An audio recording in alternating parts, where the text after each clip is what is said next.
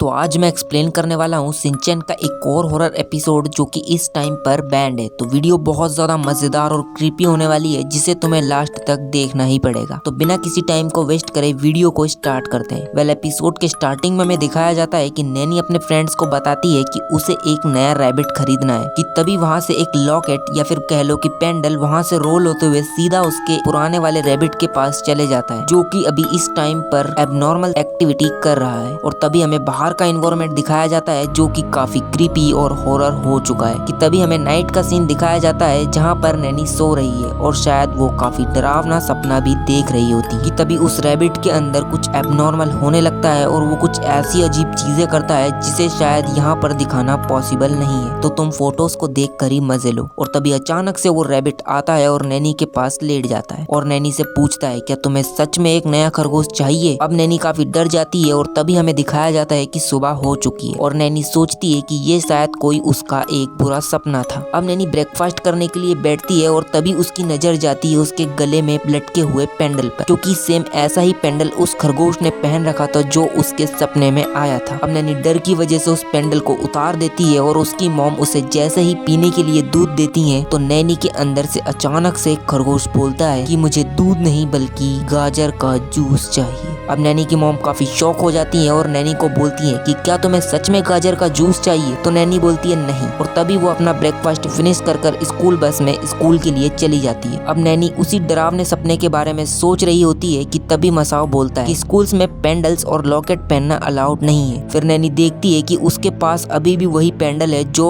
उसने ब्रेकफास्ट करते टाइम उतार दिया था। अब नैनी काफी डर जाती है और हमें दिखाया जाता है कि सारे बच्चे स्कूल पहुंच चुके हैं और मासूजाका मैम आज ड्राइंग बनाने के लिए एक कछुए को लाती है। तभी नैनी के अंदर का रैबिट फिर से बोलता है कि मुझे तो रैबिट बिल्कुल पसंद नहीं है और नैनी इस बात को बहुत ज्यादा जोर से चिल्ला के बोलती है। अब सारे ही बच्चे डर जाते हैं और नैनी अपनी डेस्क पर बिना ड्राइंग करे बैठ जाती है। तभी हमें लंच का सीन दिखाया जाता है और नैनी के अंदर का खरगोश फिर से बोलता है कि मुझे सिर्फ हरी सब्जियां खानी है और उसे मसाओ का रैबिट वाला हैंकी प्लस कजामा की कैरेट चाहिए। अब नैनी वहाँ से उठकर सीधा दौड़कर वॉशरूम की तरफ चली जाती है क्योंकि उसे पता लग जाता है कि ये रैबिट उस पर पूरी तरह से कंट्रोल करना चाहता है। और नैनी देखती है कि उसका एक हाथ और उसका आधा फेस रैबिट में कन्वर्ट हो चुका है। अब नैनी जोर जोर से चिल्लाने लगती है लेकिन वो रैबिट अब नैनी पर पूरा कंट्रोल कर रहा है और तभी नैनी डर की वजह से उस पेंडल को तोड़ देती है और नैनी की आवाज सुनकर उसके सारे फ्रेंड्स वॉशरूम में आ जाते हैं कि तभी हमें दिखाया जाता है कि रैबिट का सोल नैनी से बाहर निकल चुका है। अब नैनी वापस से नॉर्मल हो जाती है और स्कूल वाले भी उसकी आज जल्दी छुट्टी कर देते हैं। लेकिन अभी एपिसोड एंड नहीं हुआ है क्योंकि जो मॉम उसे लेने आती है वो कोई नॉर्मल मॉम नहीं होती है बल्कि ये वही रैबिट की सोल है